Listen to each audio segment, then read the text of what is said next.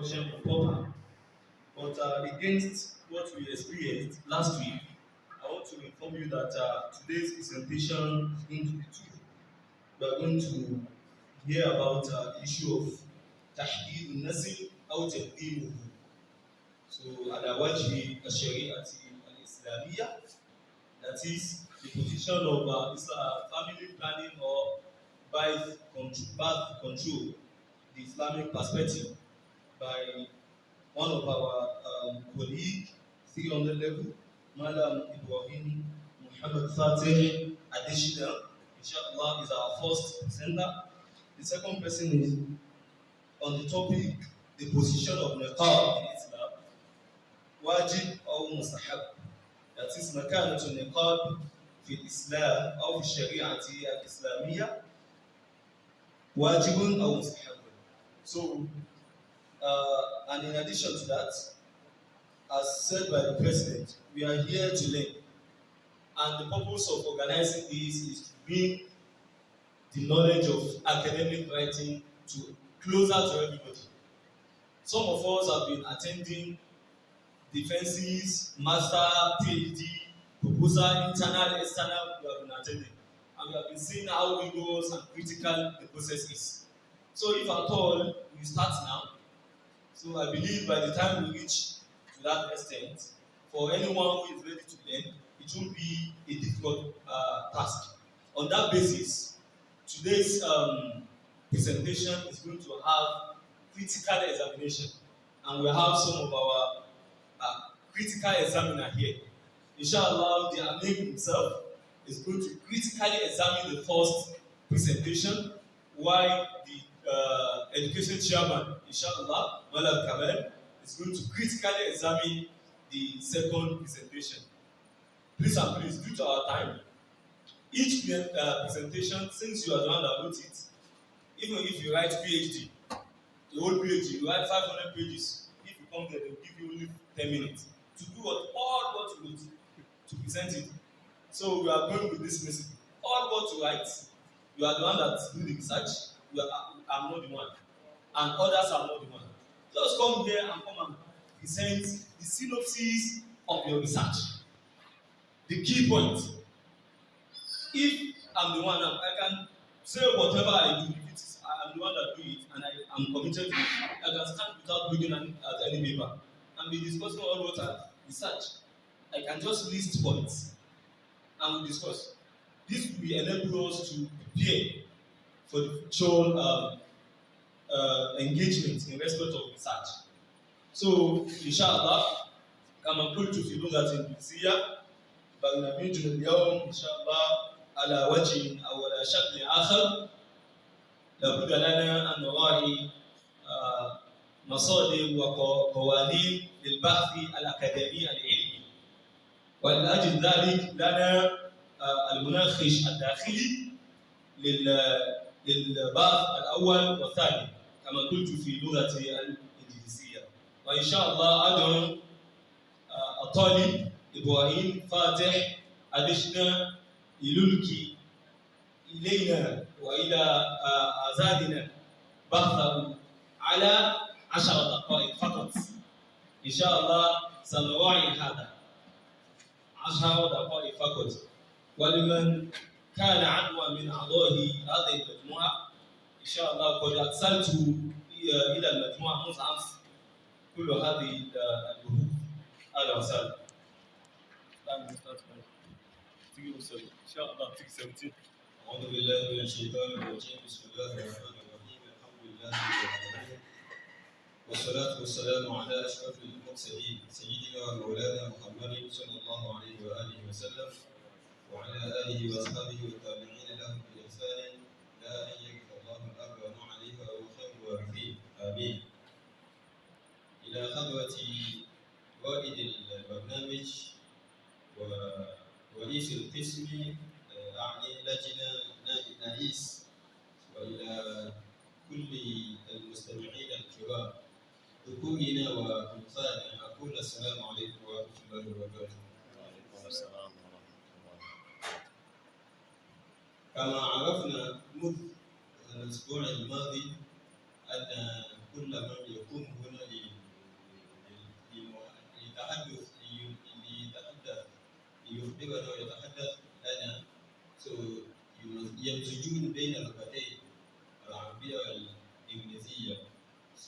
وددت قبل كتابة البحث أن أكتب بالعربية، لكن طبيعة الموضوع يقتضي كتابة هذه الإنجليزية.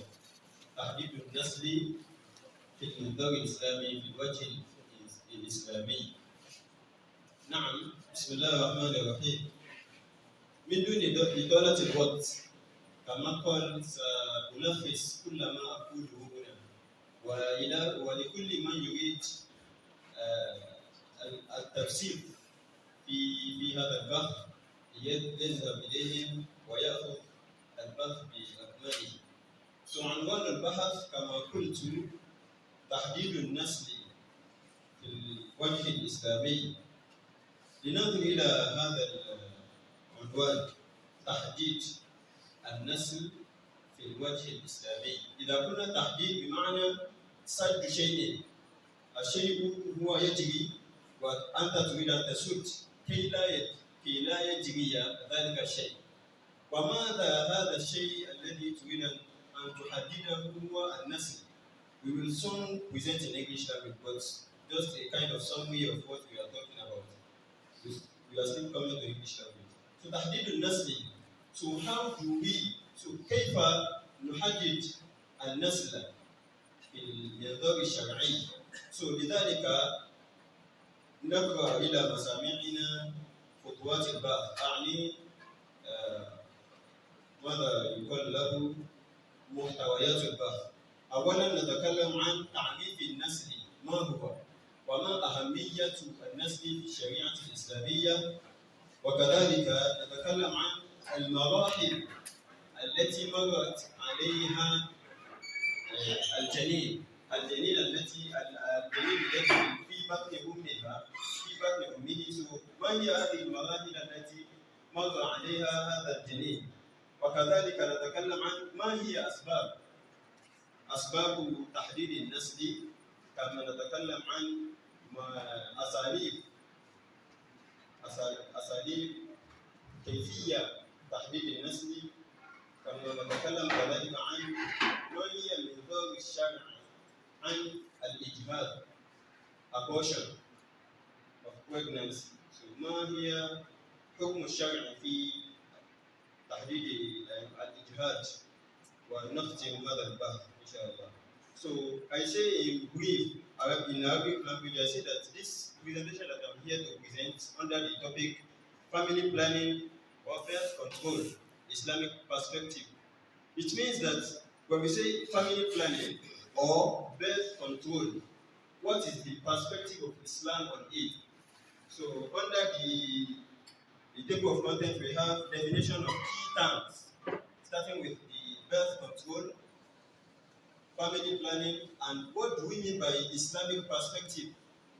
So when we say birth control, literally, or we say according to the definition given to it by the West people, they say that birth control is the voluntary control of the number of children conceived, especially by the planned use of contraception.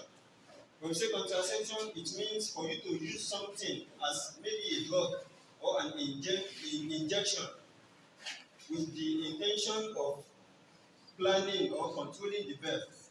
So from this you will understand that this birth control, it has to do with the womb, or we should say that it has two forms. The first form is in the process of maybe after the sexual intercourse. That is the first form of birth control. And the second one is before having the sexual intercourse. That how will we control this birth that it won't lead to pregnancy? That how are we going to be planning this intercourse that will be happening between legal husband and wife? We all know in Islam that we don't need to talk about zina, that illegal spouses. We don't need to be stressing ourselves about those ones. But we are talking about legal spouses. We mean husband and wife that are legally married to one another in line with the process of Sharia. So between the two of them, so how are they going to be planning the pregnancy or the birth that will be happening between them. So these are the two forms by which birth control can come up through them. The first one, like I said, is before pregnancy, and the second one is after sexual intercourse. Maybe by mistake, they had the intention that we don't need any pregnancy for now. But unfortunately, maybe one of the method or one of the things that they used, so it mistakenly deceived them, disappointed. For instance, condom. So maybe the husband, we are here in the video class, right? We can really talk. So condom, 5 minutes. So condom, for instance, when it is used, but unfortunately, the sperm unexpectedly leak into the pharynx of the mother. So definitely there will be expectation of something like pregnancy. So how will they control it? And they are not expecting such pregnancy. So these are one of the meanings of birth control. So Islamic perspective, that is the what we Sharia. We know in Islam that one of the means by which Sharia Islamiyah outreaches other religions but it is the much interest it has in al-tanasul, giving birth to children. So these are one of the things by which Islam outreaches other religions. Even Prophet Muhammad said that tanakahu tanasalu, be getting married, matna thulatha arba'a, but tanasalu, be having hunger for giving birth to children. Fa inni mubahin bikumul umama yawm al-qiyamah. So because I want to be proud of my followers on the day of Qiyamah, that these are my followers, they are more in number comparing them to other followers of the previous prophets. So this will tell us that Islam itself is urging us to give birth, and we can't give birth in such meaning that Muhammad wants it to be unless we marry Matna Thulatha wa Arba'a. So that aside. And also, one of the things that are like fundamentals, or we should say that the introductory steps that will make us to understand the topic well is that this janin, the womb, the children that are in the wombs of their mothers, so this womb, al-janin, it has like 4 stages before it is, being born.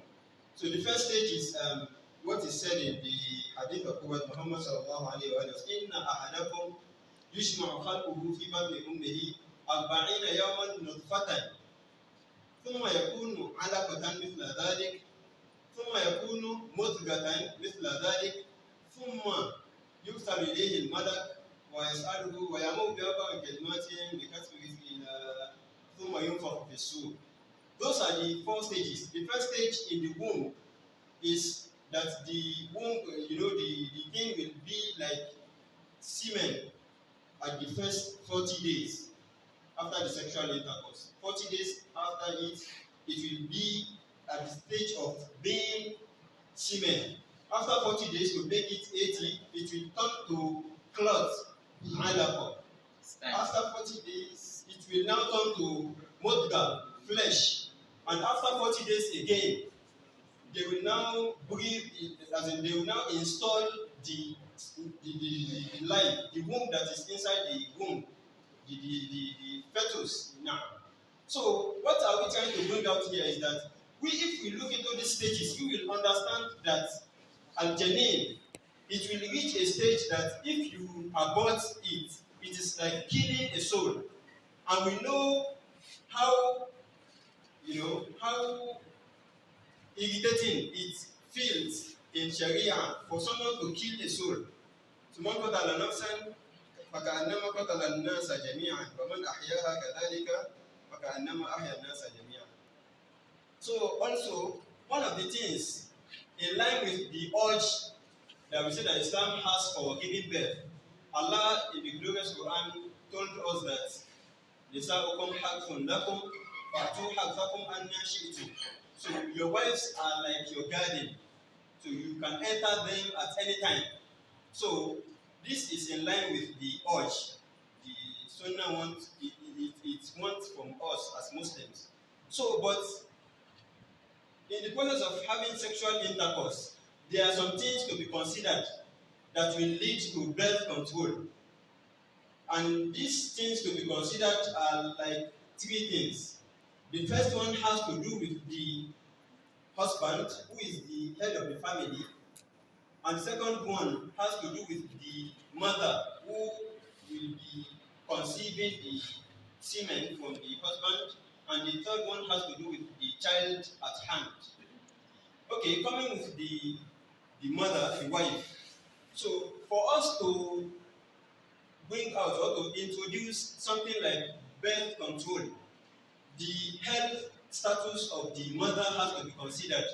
Maybe she can't conceive that much for some period of time, in the sense that if she is impregnated, it may cause hazard, as in it may claim her life by carrying the womb here and there, and the stresses we know the womb comes with.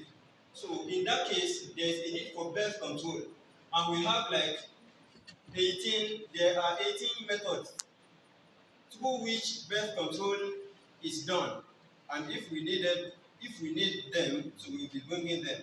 But for birth control, for whatever we say that birth control can be done through contraception. For you to use something, or maybe like drugs, like pill that is well known, and there are some other things like we will be talking about them. The contraception, maybe injection or others.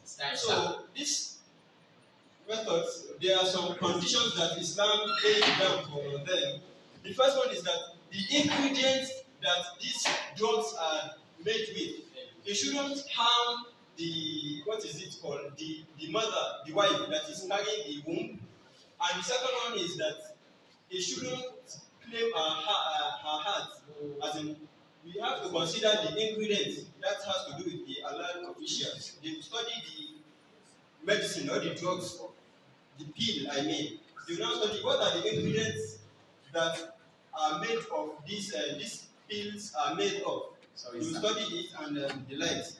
So I think we have hit some points here under the definition and the vitality of birth in Islam. And also the conditions for birth control. So, thank you for, you can start now. Thank you for this wonderful presentation from our scholar. Jazakumullah khair. We just want to examine something here. It's not criticism. We just try to beautify it, make it academic. So this paper, the paper that you presented here before us now, we examine something in it. Number one, each academic write-up supposed to have references.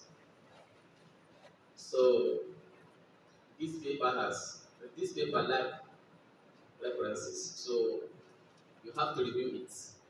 Right. And also this topic, this important contemporary topic, is based by one of the hadith of the Prophet Muhammad Sallallahu.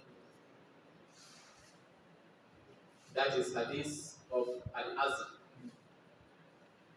All the discussion of ulama, they base it on this. So next time you have to review this paper and then bring this hadith and also base your write-up on it. You have not mentioned the hadith. Yes, the hadith. Yes. No. والقرآن ينزل. Now, so you have to bring it. There is that one of Aisha and that of Abu Hurairah also, and also I think it's Judge. So the definitions to give here of the term that term of the definition of birth control, family planning. You're supposed to cite the sources of where you get these definitions. So also you mentioned about the dia of, I think you call it Jinan, no? Yes, And Janin. So the point is when coming to abortion or something like that. So you have to identify what is the dia of Janin, isn't it? I think how much that is, you have to bring it. The muchness of The dia, the amount, right? the amount, yes. Okay. The amount, yes, it's not here. I'm asking a question. Yes, you have just mentioned the dia. Also, this topic is topic of it is a topic that has the divergent opinion of ulama. The divergent opinion of ulama. Muslim scholars they wrote a lot on it, isn't it? So you have to review your paper and also bring the opinion, the different opinion of ulama based on tahdid al-nasr wa tanzim al-nasr, family planning, and also birth control. We need to see this in your paper. And also, after all, you have to bring al-qawl rajih, isn't it? Based on what you have right on. So, also, we are all students. We are learning. So, I suggest that we have to be very cautious on use of punctuations. So,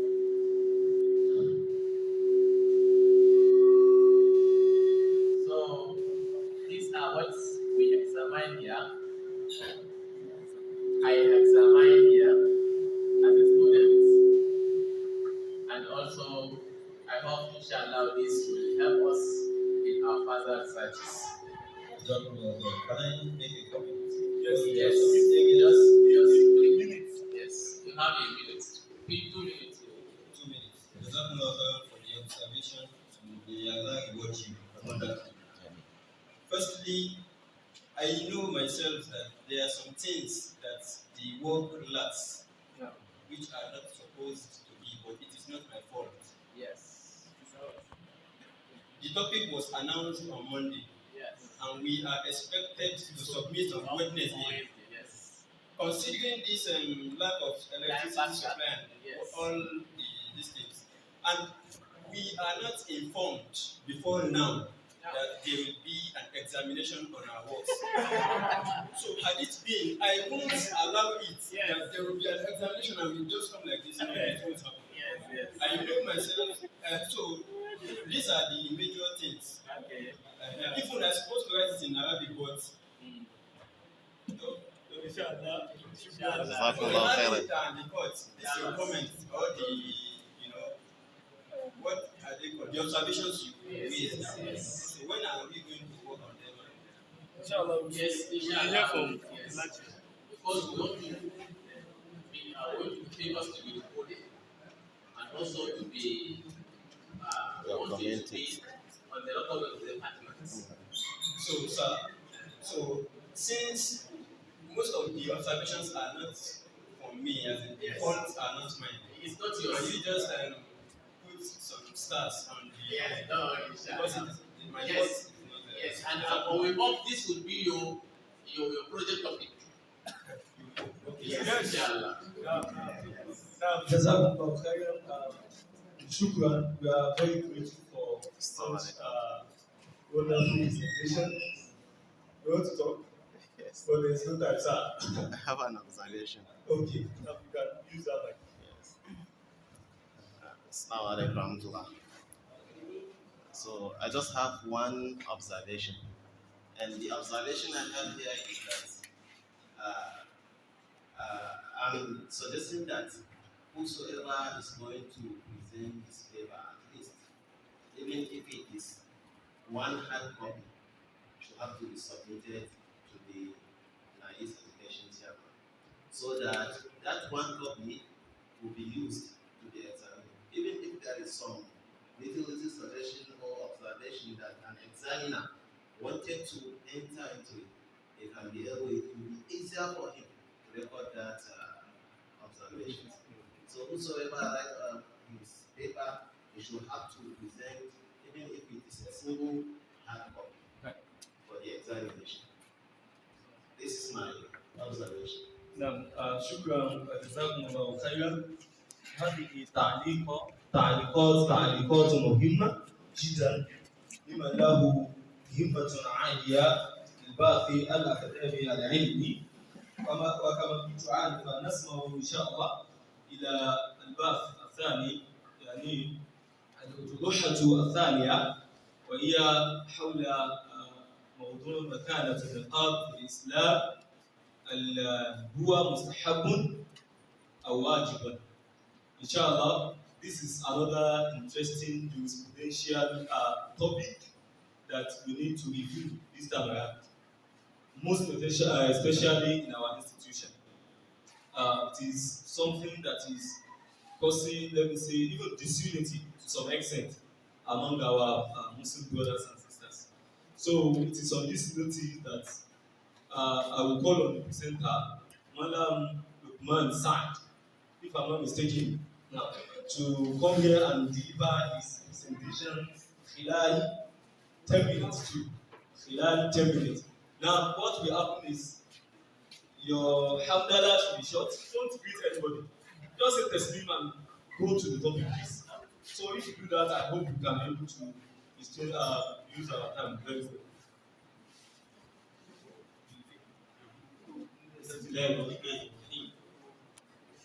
الحمد لله نحمده ونستعينه ونستغفره ونتوب اليه ونعوذ بالله من شرور انفسنا ومن سيئات اعمالنا واشهد ان لا اله الا الله وحده لا شريك له واشهد ان محمدا عبده ورسوله صلى الله عليه واله وصحبه والتابعين لهم باحسان الى يوم القيامه. اما بعد كما لا يخاف على كل وجه منا ان اداره طلاب القسم الاسلاميه بجامعه عثمان الكبير حول عسي المساعده والمقاله لابنائها في هذا الاسبوع لتدريب لهم وتقدم ثقافتهم ويمنعهم العزيم الى الناس. نعم، بدون اطاله القرى كنت امامكم بهذا النهار يؤتي اليكم كلمه نقطتين على مقاله خاصه الا وهي مكانه النقاب في الاسلام واجب ومستحب. اما النقاب في اللغه مصدر ناقض فيقال ناقض يناقض نقابا. اما في الاصطلاح هو قناع تجعل المراه على راسها فتستر وجهها. فكما عرفنا ان هذه المساله مساله اعتباريه، فبعض العلماء يقول ان النقاب مستحب وبعض يقول انه واجب. وان شاء الله عنكم كلام الذين يقولون ان الوجه والكفين ليس بعوره ونناقش الادله التي يستندون بها. فقبل شروع في ذلك ان لن اتكلم كلمه واحده من عندي في هذه المساله، وما مثلي الا كمثل انسان يرى جواهر ولا آلهة. فاقول اخرج ابو داود تحت بابي فيما تبدي المرأة من زينتها، ثم ساق الاسناد بقوله حدثنا يعقوب بن كعب الانطاكي ومؤمن بن الفضل الحراني قال اخبرنا الوليد عن سعيد بن بشير عن قتادة عن خالد بن بريد عن عائشه رضي الله عنها ان اسماء بنت ابي بكر دخلت على النبي صلى الله عليه وسلم وعليها ثياب رقاق، فأعرض عنها وقال يا أسماء إن المرأة إذا بلغت المحيض لم يصلح أن يرى منها إلا هذا، وأشار إلى وجهه وكفيه. وهذا الحديث هو أول الأدلة التي يستند إليها القائلون بكشف الوجه والكفين، وهذا هو الرد. قال العلامة عبد القادر بن حبيب الله السندي أخرج هذا الحديث الإمام البيهقي في سنن الكبرى من هذا الوجه في موضوعين، ونقل الامام البيهقي ايصاله عن الامام ابي داود، واورده الامام ابن كثير في تفسيره، وقال في نهايه الحديث قال ابو داود وابو حاتم الرازي هو مرسل. خالد بن الوليد لم يسمع من عائشه رضي الله عنها، وهذا ينظر في كتاب الجامع التفسير. العلة الثانية في هذا الحديث ضعف حجاج بن محمد الأعور المسيسي واختلافه اختلافا فاحشا وراوي ابن معين يخلط فقال لابنه لا يدخل عليه أحد ثم إن المرسل كما عرفنا أن المرسل قسم من أقسام الحديث الضعيف. نعم لا يحتاج به. الحديث الثاني الذي يستدلون به عن جابر بن عبد الله رضي الله عنهما قال شهدت مع رسول الله صلى الله عليه وسلم يوما عيد فبدا بالصلاه قبل الخطبه بغير اذان ولا اقامه ثم قام متوكلا على بلال فامر بتقوى الله وحث على طاعته ووعظ الناس وذكرهم ثم مضى حتى اتى النساء فوعظهن وذكرهن فقال تصدقنا فان اكثرهن خطب جهنم. قامت امرأة من 6 نساء شفعاء الخدين فقالت لما يا رسول الله؟ قال لأنكن تكفرن الشباب وتكفرن العشيرة رواه مسلم والنسائي وهذا له مسلم.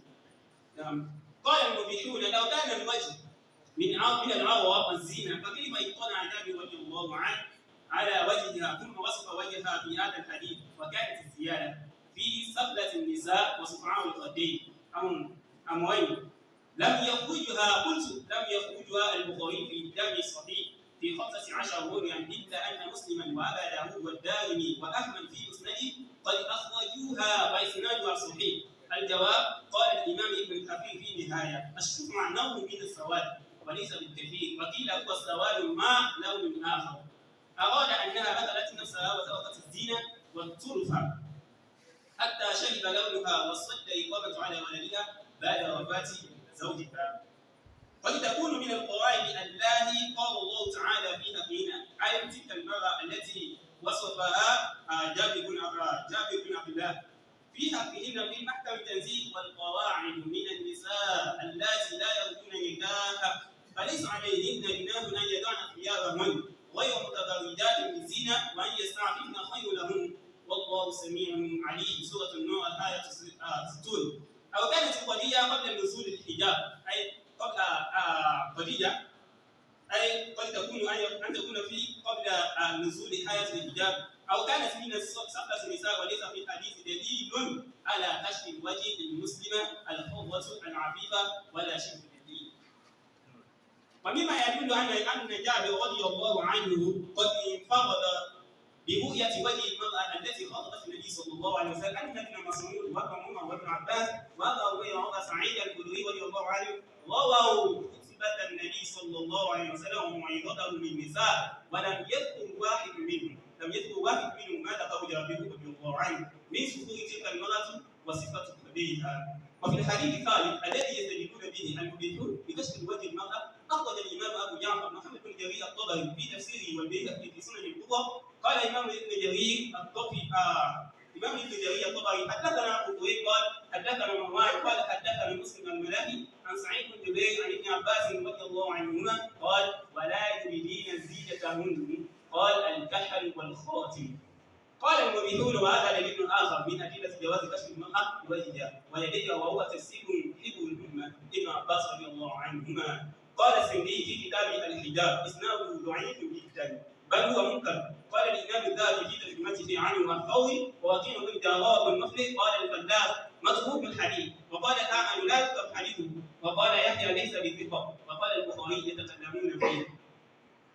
وقال يحيى أيضا زعموا أنه طلب وفي الحديث الرابع الذي يستدلون به. قال الإمام البيهقي بسنن الكبرى أيضا أخبرنا أبو عبد الله الحافظ وأبو سعيد بن أبي عمرو قال حدثنا أبو